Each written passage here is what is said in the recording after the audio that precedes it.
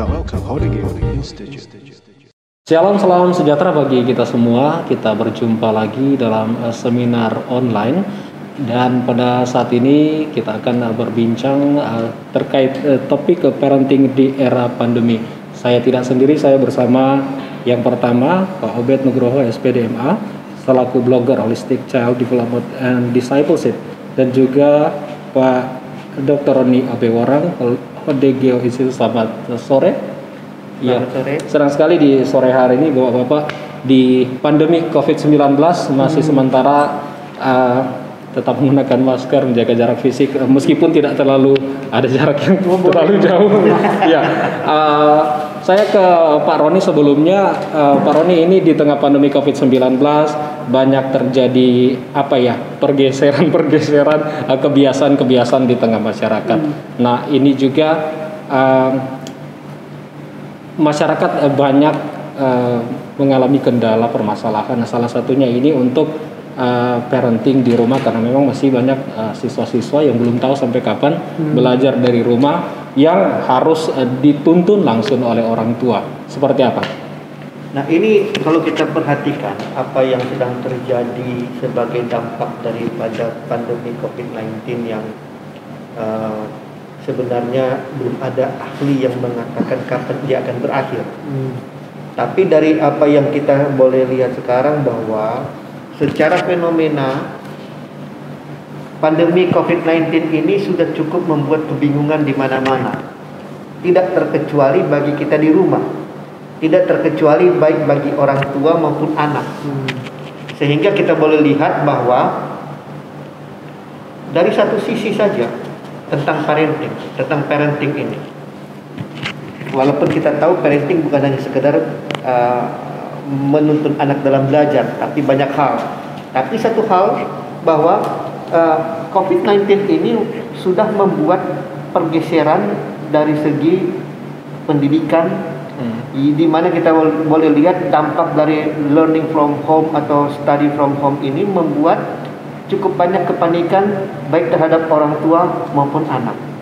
Orang tua, banyak keluhan-keluhan kita dengar bagaimana orang tua itu merasa sulit dan bahkan mereka komplain, ini uang sekolah bayar normal, tapi kami sebagai orang tua masih harus mengajari anak. Sementara anak mengkomplain lebih enak belajar atau lebih enak masuk sekolah daripada belajar di rumah. Karena di sekolah walaupun mereka tidak mampu memberikan jawaban, guru tidak pernah ada yang sentil. Orang udah bilang kuti. Ya, nggak ada yang seperti itu, apalagi main pukul. Nah, tapi ini yang dialami. Kita boleh lihat bahwa learning from home itu sudah memberikan kepada kita orang tua satu masalah dalam hal parenting. Walaupun kita tahu bersama bahwa masalah parenting itu juga bukan hanya sekedar pendidikan. Parenting juga itu bukan hanya sekedar bagaimana membesarkan anak, mempercukupi kebutuhan anak, tapi bagaimana orang tua itu menuntun anak, mempersiapkan anak untuk mereka punya hari depan yang lebih baik. Kalau boleh, malah anak kita itu masa depannya jauh lebih baik daripada kita orang tua. Nah, karena itu mari kita mulai memikirkan tentang parenting itu. Sehingga saya sengaja mengundang sahabat sejati ini Pak Obed, ya, karena beliau dari segi latar belakang keilmuan juga mempelajari hal tersebut untuk sama-sama memberikan kepada kita di rumah inspirasi baru bagaimana kita parenting ini, khususnya ketika kita akan menghadapi mungkin pandemi sudah hampir berakhir, tapi new normal dan new habit, ya, kenormalan yang baru dan kebiasaan yang baru ini kita akan alami, kita akan jalani, dan saya yakin parenting juga masih tetap merupakan sebuah masalah yang perlu dibahas. Pak Roni, memang akan ada waktunya orang tua akan terbebas dari mengajar untuk anak-anak secara pendidikan ya formal seperti itu. Tetapi kita belum tahu batasnya seperti apa. Pak Obed melihat ini masih dialami oleh masyarakat, terutama orang tua ketika menjadi guru di rumah. Ada beberapa postingan yang saya lihat di media sosial, tidak hanya buku Pak Obed, orang tua bahkan sudah ada yang pakai sendal. Ada yang sudah marah-marah karena mungkin anaknya yang bukan tidak menangkap, tapi mungkin memang masa-masanya seperti itu. Tanggapan dari Pak Obed melihat pandemi ini bagi orang tua yang menjadi guru di rumah apa saja? Soal menjadi guru di rumah ini kan tidak semua orang terbiasa dan tidak semua orang siap untuk ini karena ini hal baru. Nah, kita sebagai manusia itu kalau ada hal baru, respon kita adalah kita bisa jadi takut, bisa jadi kita stres atau kita denial, menolak gitu ya. Tapi mau tidak mau hal baru itu akan datang gitu kan. Nah, menerima hal baru ini pasti akan menjadikan stres. Nah, stres ini yang negatif adalah akhirnya mereka limpahkan kepada anak atau orang sekitarnya itu dengan negatif juga. Salahnya tadi pakai sandal, pakai sepatu. Mungkin lebih buruk adalah kata-kata yang negatif ya. Oh, dasar anak begini. Itu yang karena apa? Karena kita tidak bisa mengontrol sebenarnya emosi negatif kita sendiri, akhirnya kita muntahkan kepada orang sekitar kita dengan hal yang negatif juga gitu. Kalau menurut saya seperti itu. Untuk cara-cara negatif yang digunakan mungkin masih banyak orang tua Pak Obed yang belum memahami dampak psikisnya terhadap anak itu ke depannya, karena mungkin untuk usia di tingkat sekolah SMA seperti itu lebih paham atau mungkin sudah dewasa seperti itu. Tapi bagaimana dengan anak usia sekolah dasar, Pak Obed, Pak Roni ini masih 7 tahun, 8 tahun, bagaimana kita memahami itu? Tanggapannya seperti apa, Pak? Itu yang disebut tentang siklus kekerasan ya. Jadi kalau kita pernah menjadi korban kekerasan, suatu ketika kalau itu tidak kita putuskan, itu akan menjadi pelaku kekerasan. Nah, yang terjadi kan sekarang itu seperti kenapa orang tua pukul anak? Karena itu menjadi legitimasi atau menjadi warisan karena dulu saya pas kecil, saya juga dipukul sama orang tua saya. Nah, itu lingkaran kekerasan. Jadi kalau saya pernah menjadi korban, kalau itu tidak diputuskan diselesaikan, maka saya akan menjadi pelaku untuk orang lain. Itu siklus kekerasan itu terus terjadi kalau itu tidak diputuskan. Termasuk orang tua ke anak sendiri ya. Jadi kalau merasa bahwa saya dulu jadi orang kalau saya dipukuli bapak saya gitu kan. Nah, kalau itu tidak diselesaikan dengan baik, maka dari yang waktu kecil dia korban, nanti dewasa dia akan menjadi pelaku. Nah, itu namanya siklus kekerasan. Dari korban menjadi pelaku. Termasuk juga anak-anak korban kekerasan, pelecehan seksual, lalu pelecehan fisik dan kekerasan fisik yang lain. Kalau dia tidak diselesaikan sakitnya saat dia menjadi korban, nanti suatu ketika dia akan menjadi pelaku kekerasan untuk orang lain. Baik, Pak Roni, saya ke Pak Roni. Pak Roni, ada tulisan emas yang bisa saya kutip di ujung cemeti ada emas. Bagaimana itu bisa diaplikasikan di saat sekarang orang tua mendidik anak? Kalau memang Pak Obed sudah banyak menjelaskan tentang untuk psikis terhadap anak ketika dilakukan kekerasan, dia akan menjadi pelaku di masa depan. Namun mengaplikasikan tulisan-tulisan emas yang ada di ujung cemeti itu ada emas, seperti apa untuk penerapannya untuk mendidik anak, Pak? Memang kalau kita perhatikan ada sedikit pergeseran ya. Kalau pendidikan dengan pola lama, hal itu tidak merupakan sebuah masalah. Tetapi kalau kita perhatikan dengan perkembangan dalam dunia pendidikan anak, apalagi dengan undang-undang hak anak, perlindungan anak, mungkin ungkapan atau pepatah yang seperti tadi itu sudah tidak dapat diterima. Perlu ada koreksi lagi, karena kalau seperti dulu, saya masih ingat guru di sekolah hajar mahasiswa hajar siswa pakai mistar yang 2 meter, tidak ada yang berani gugat. Tapi kalau sekarang jangankan guru, orang tua sendiri itu bisa jadi perkara di pihak berwajib kalau itu dilakukan. Nah, karena itu saya rasa ada hal-hal yang kita bisa lakukan, karena sebenarnya kan pendidikan itu kan tidak harus dengan kekerasan fisik. Mungkin ini Pak Obed yang nanti akan lebih detail menjelaskan bagaimana pendidikan itu tidak harus dengan kekerasan fisik, tidak harus dengan tekanan psikologis, ya, yang kemudian malah akan merusak kejiwaan anak. Tapi intinya adalah kita tetap masih bisa mengubah anak. Gitu. Ya. Saya ke Pak Obed. Pak Obed melihat masalah yang sangat kompleks, pandemi COVID-19. Meskipun di rumah Pak Obed, kalau kita melihat proses belajar mengajar anak ketika di tangan memang sudah diberikan tugas oleh guru, dilanjutkan oleh orang tua, waktunya ini memang cukup singkat. Mungkin ada yang hanya 1 jam Pak Obed, mungkin ada yang hanya setengah jam untuk anak sekolah dasar, pelajarannya hanya itu saja pada hari itu. Tetapi tekanan yang diberikan itu mungkin tidak berbanding di sekolah. Meskipun Pak Obed di sekolah masuk pagi, pulangnya mungkin jam 1, pulangnya jam 2, ini tenggang waktunya cukup lama, tetapi berbanding dengan cara ajar dari orang tua itu memang sangat berbeda. Ini dari Pak Obed melihat seperti apa, dan seperti apa kebutuhan anak Pak Obed ketika dia mendapatkan apa yang seharusnya ia dapatkan dari guru dan juga dari orang tua. Iya. Jadi kalau begini ya, maksudnya sekolah di rumah, anak stres, iya. Saya saja orang dewasa yang sekarang beralih dari kerja di kantor. Saya kerja di rumah menghadap laptop 1 hari 3 kali Zoom meeting. Nah, saya juga stres juga gitu. Ini beneran stres karena memang sampai di organisasi tempat saya bekerja itu sampai kayak hari Jumat ini itu hanya setengah hari.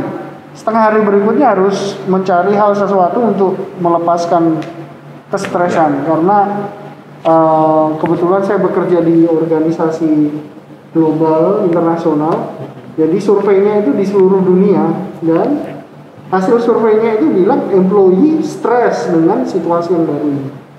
Jadi di seluruh dunia ini menurut saya juga mengalami hal sama, stres massal.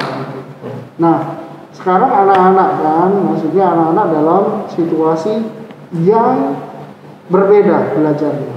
Ini tadi saya sudah menjelaskan tadi tentang adaptasi dan tentang hal baru, sesuatu yang baru, kita perlu adaptasi. Dan untuk menerima adaptasi yang baru, untuk bisa kita terima dan kita bisa menyenanginya, itu butuh proses yang tidak mudah.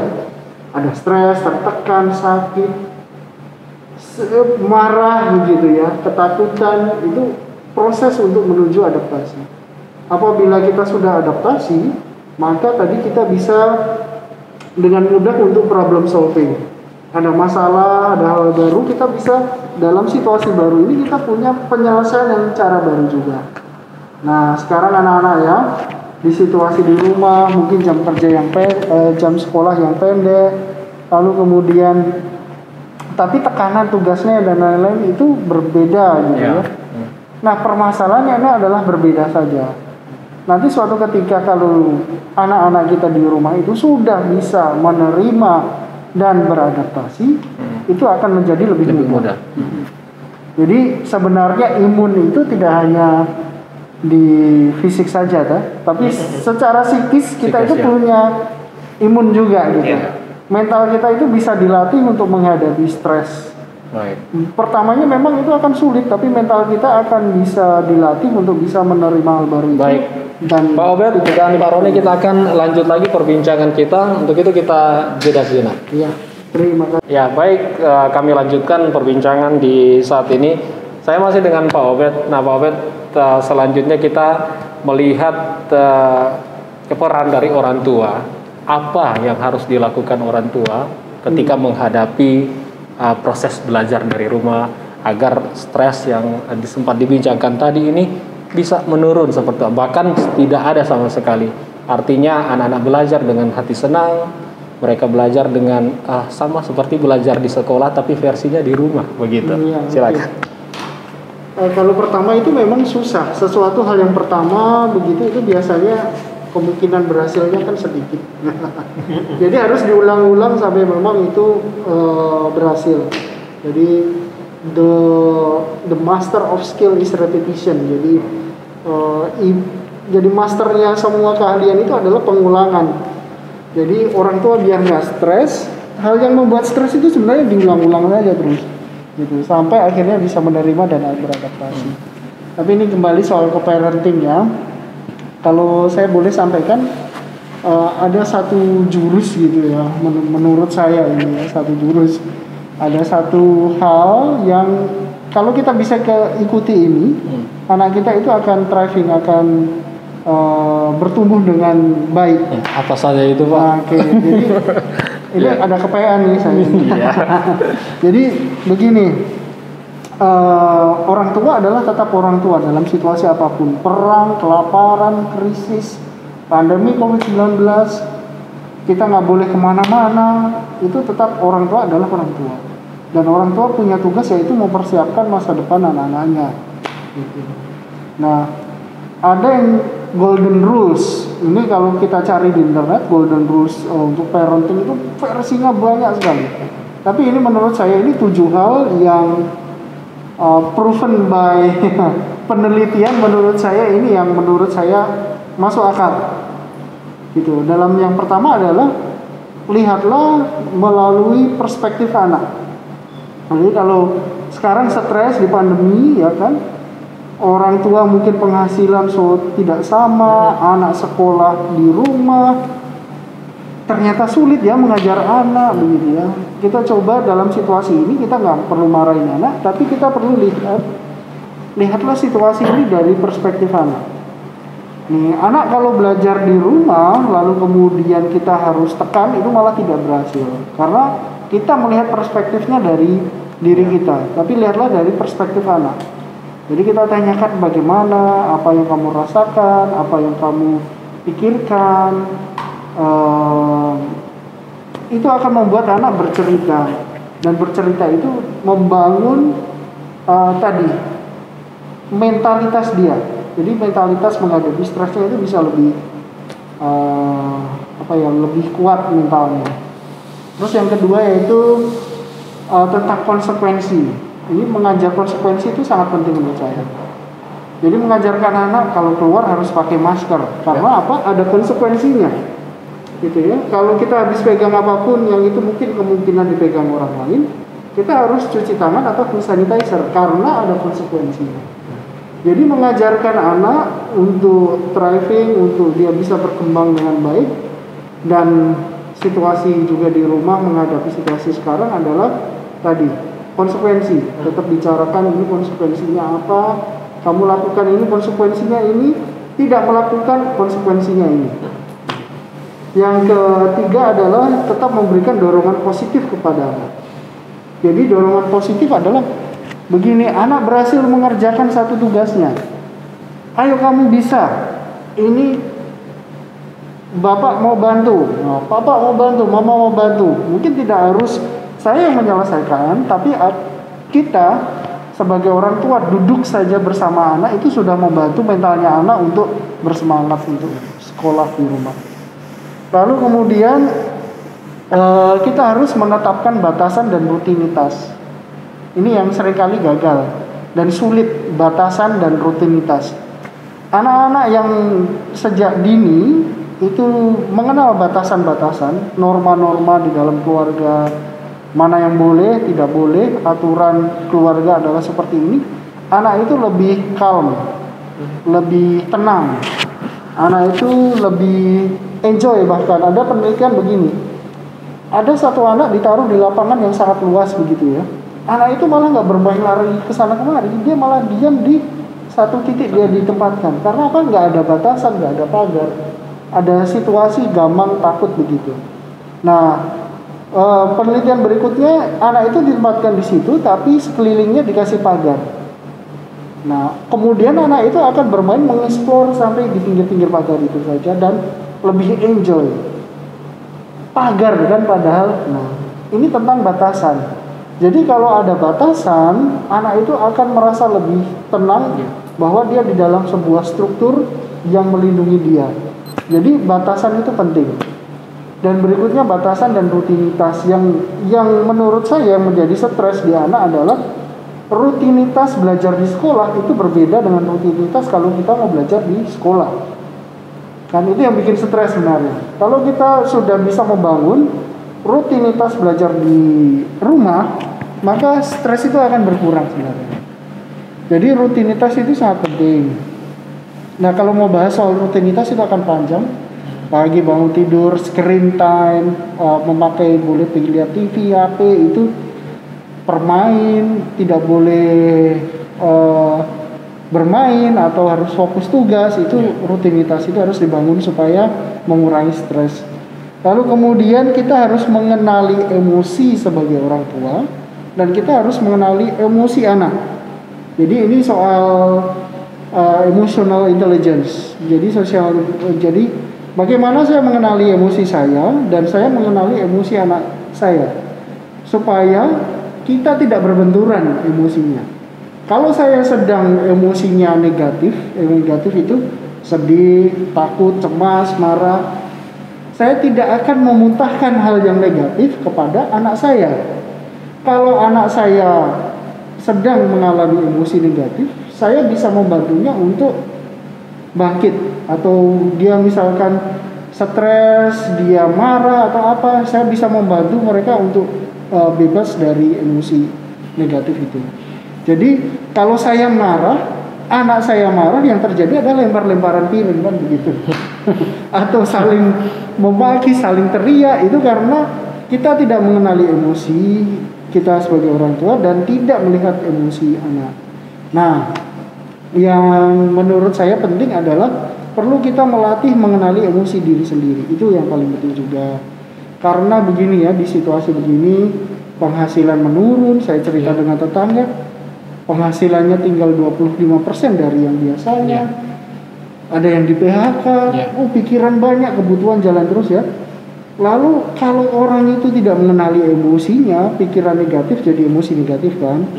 Nah itu biasanya sasarannya adalah ke anak. Gitu. Jadi misalkan anaknya saja dia sedang marah, anaknya salah masuk kamar, dia bisa bentak, atau bahkan dia bisa pukul atau dia cubit begitu. Karena sebenarnya anaknya tidak salah. Yang salah adalah dia tidak mengenali emosi sendiri. Itu. Yang keenam adalah kita perlu untuk punya harapan yang harapan kepada anak itu yang sesuai fasenya. Jadi tiap anak kan punya fase-fasenya ya. Nah ini kalau Bapak Ibu mau tahu soal ini di rumah gitu ya, bisa googling tahap-tahap perkembangan anak, tugas-tugas perkembangan anak. Jadi setiap tahapan itu ada tugas-tugas yang sesuai dengan fasenya masing-masing. Gitu. Jadi misalkan kalau anak umur 1 tahun kan diharapkan dia bisa berjalan. Tapi kalau kita mengharapkan anak umur 3 tahun bisa membaca, itu keliru. Anak 5 tahun itu disuruh membaca, itu keliru, itu kekerasan. Karena anak siap membaca umur 7 tahun sebenarnya. Gitu. Jadi kita harus mengharapkan perkembangan anak sesuai dengan fasenya. Lalu yang paling penting adalah role model atau menjadi panutan untuk anak. Jadi anak itu termasuk kita pas kecil, daripada dengan kata-kata, kita itu lebih mudah untuk mengimitasi. Jadi meniru orang yang kita lihat panutan kita. Contohnya sajalah paling gampang. Kalau bapaknya ngerokok, pasti anaknya juga ngerokok. Tapi kalau bapaknya itu tidak merokok, anaknya akan sungkan untuk merokok di dalam rumah dimanapun. Karena bapaknya tidak merokok. Jadi role model, jadi panutan. Begitu juga ibunya. Ibunya kalau kata-katanya itu sembarangan, ya jangan heran anaknya akan kata-katanya seperti itu. Kalau anaknya mau bersikap baik, kata-katanya baik, jadilah panutan, mencontohkan bahwa saya punya kata-kata juga baik. Ini tidak, kalau jadi role model menurut saya tidak terbatas kepada anak kita sendiri, tapi untuk anak-anak yang sering melihat kita. Baik, Pak Obed, terkait dengan role model orang tua bagi anak-anaknya, jika memang ini sudah berhasil diterapkan di dalam keluarga, artinya anak ini juga Pak tidak setiap saat harus ada di rumah. Mungkin dia akan ada di lingkungan di depan rumah, di tetangga-tetangga. Mungkin ada lingkungan-lingkungan tertentu yang negatif seperti itu, atau ada kebiasaan-kebiasaan yang tidak diajarkan di dalam rumah itu sendiri. Mungkin ada kiat-kiat seperti apa Pak untuk anak ini kan harus butuh bermain juga Pak, berinteraksi dengan banyak orang, meskipun hanya di tetangga-tetangga. Apa yang harus dilakukan? Mungkin pembatasan waktu kah, atau mungkin harus diawasi, atau seperti apa? Itu makanya kalau di kita ya, untuk pelayanan anak kayak pastor dengan saya itu dikenal sebuah istilah, need a village to help children grow. Jadi membutuhkan satu desa untuk membantu anak bertumbuh gitu. Jadi sebenarnya tidak cukup hanya dengan orang tuanya saja, tapi membutuhkan satu komunitas untuk menumbuhkan anak secara positif. Nah, ini memang harus kita advokasi atau kita sering-sering bicarakan. Apalagi bapak-bapak misalkan, ibu-ibu punya pengaruh gitu kan, ada yang pendeta, ada yang pelayan, ada penatua, bahkan jadi YouTuber gitu ya. Kita bisa menyuarakan bahwa kalau kita perlu menjadi role model untuk orang anak-anak di sekitar kita, meskipun bukan anak kita sendiri. Nah, anak-anak ya, tadi dibilang kalau anak itu perlu dia bermain, bersosialisasi. Bagaimana sebaiknya kita supaya anak itu bertumbuh dengan baik di lingkungan yang apa adanya gitu ya. Saya nggak berani bilang negatif. Biasanya kalau di komunitas itu ada yang baik, ada yang buruk kan begitu. Nah, pengawasan penting, apalagi untuk anak-anak yang masih usia dini atau SD, pengawasan penting. Menurut saya itu. Kalau kita tidak bisa mengawasi terus-menerus, kita bisa meminta atau membuat sistem bagaimana kakak mengawasi adik. Dalam arti begini, belum tentu kakak biologis ya, tapi kakak di komunitas bisa membantu mengawasi adik di komunitasnya dia. Jadi misalkan tetangganya lebih dewasa, kita bilang, adiknya tolong ya dididik, didampingi, di ini dengan baik kan ya. Nah, tentu kita bisa juga terus mendampingi anak itu, dan keuntungannya adalah anak itu bisa mengawasi anak kita yang lebih kecil.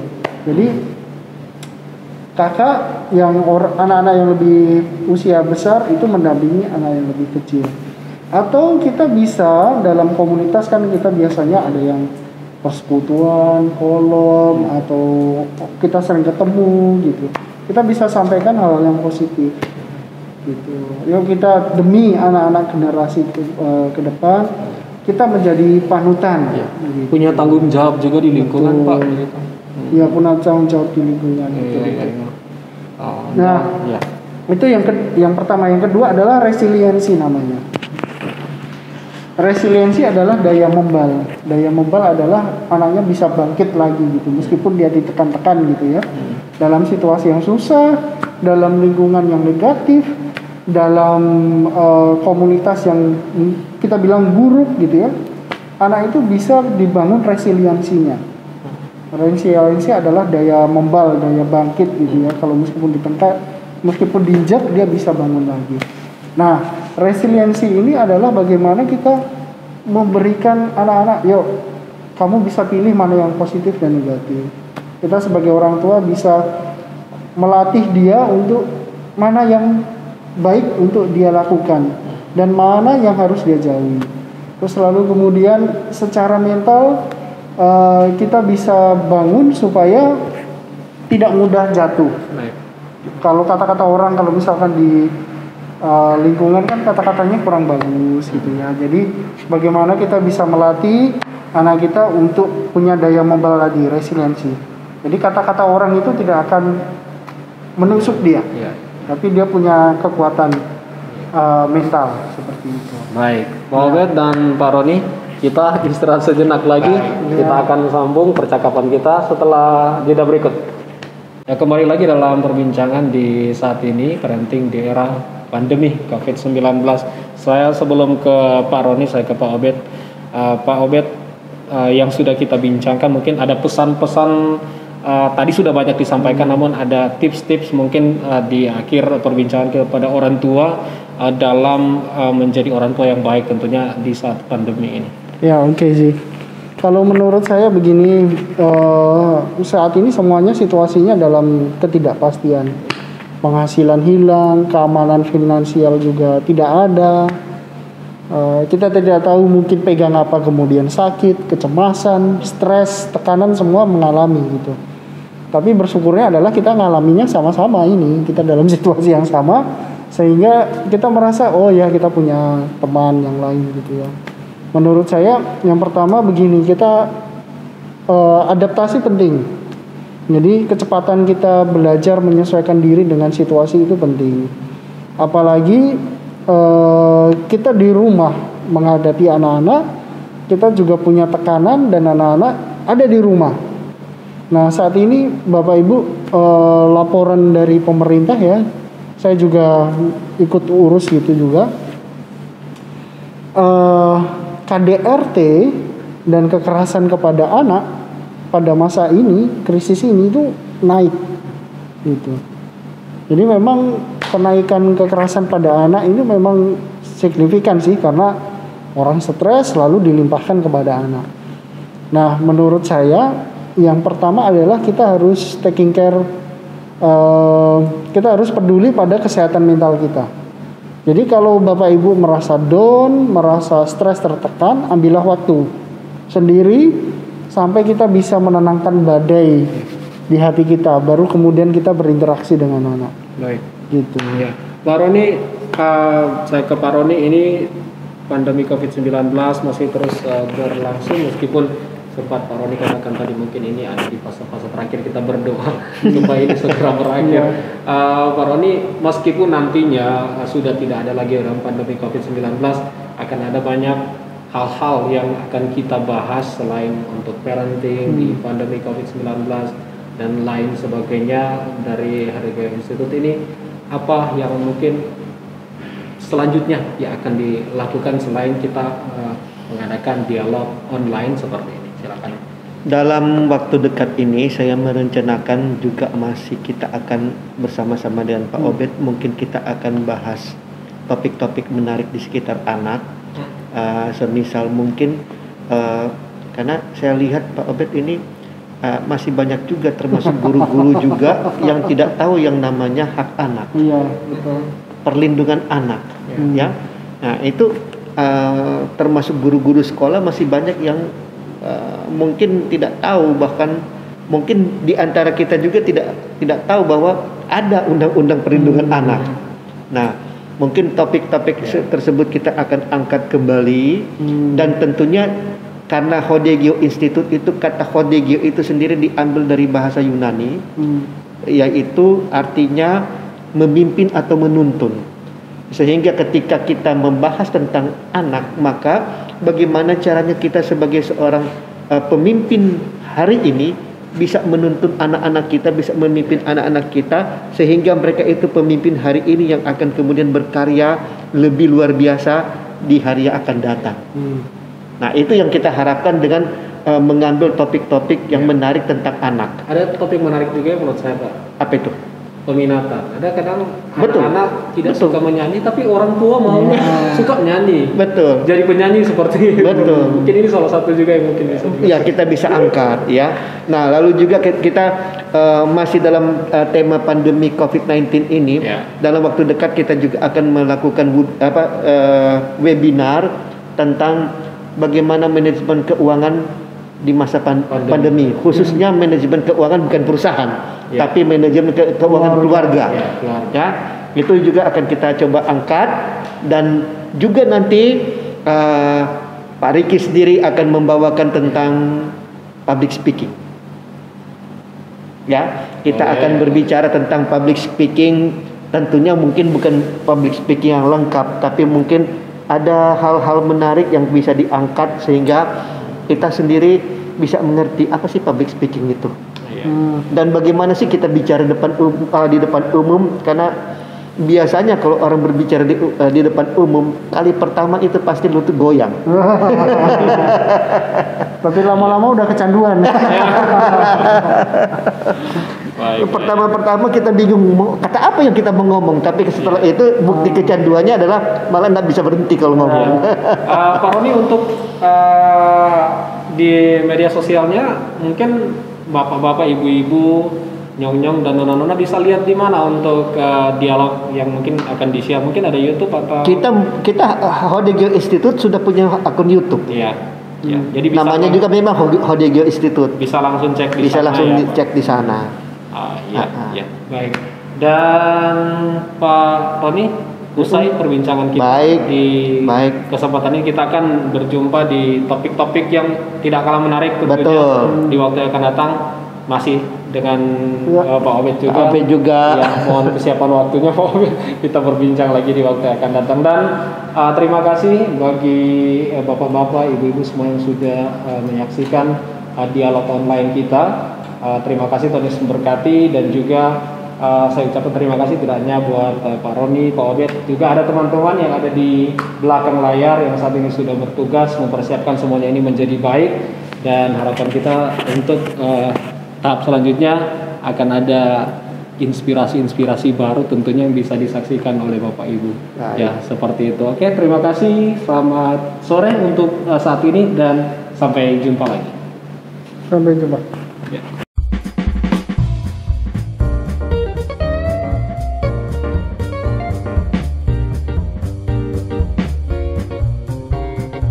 Welcome to Hodegyo Institute.